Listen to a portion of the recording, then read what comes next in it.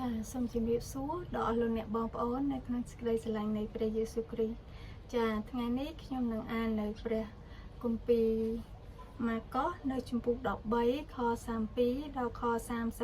37ចាសូមចូលរួមស្ដាប់ទាំងអស់គ្នាខ32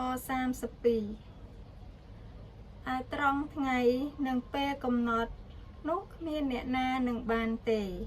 ទោះទាំងពួកទេវតាដែលនៅស្ថានសួគ៌ឬព្រះរាជបុត្រាក៏មិនជ្រាបដែរ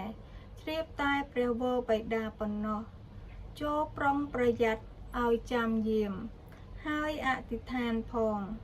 ត្បិតអ្នករាល់គ្នាមិនដឹងពេលកំណត់នោះទេនេះដូចជាមនុស្សម្នាក់ដែលចាកចោលផ្ទះចេញពីស្រុកទៅទីឆ្ងាយក៏ប្រគល់អំណាចដល់ពួកបាវព្រាវព្រមទាំងដាក់ការឲ្យធ្វើគ្រប់គ្នាហើយផ្ដាំអ្នកឆ្មាំទ្វារឲ្យចាំយាមផងដូច្នេះចូលចាំយាមចុះ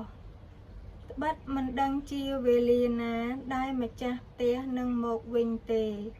ទោះបើល្ងាចកណ្ដាលអាធ្រាត្រពេលមាន់រងាវឬព្រឹកក្តីក្រែងលោកមកដល់ភ្លាមឃើញអ្នករាល់គ្នាកំពុងតែដេកលក់ឯសេចក្តីដែលខ្ញុំប្រាប់ដល់អ្នករាល់គ្នានេះនោះខ្ញុំក៏ប្រាប់ដល់មនុស្សទាំងអស់ដែរគឺថាចូលចាំយាមសូមព្រះប្រទានពរ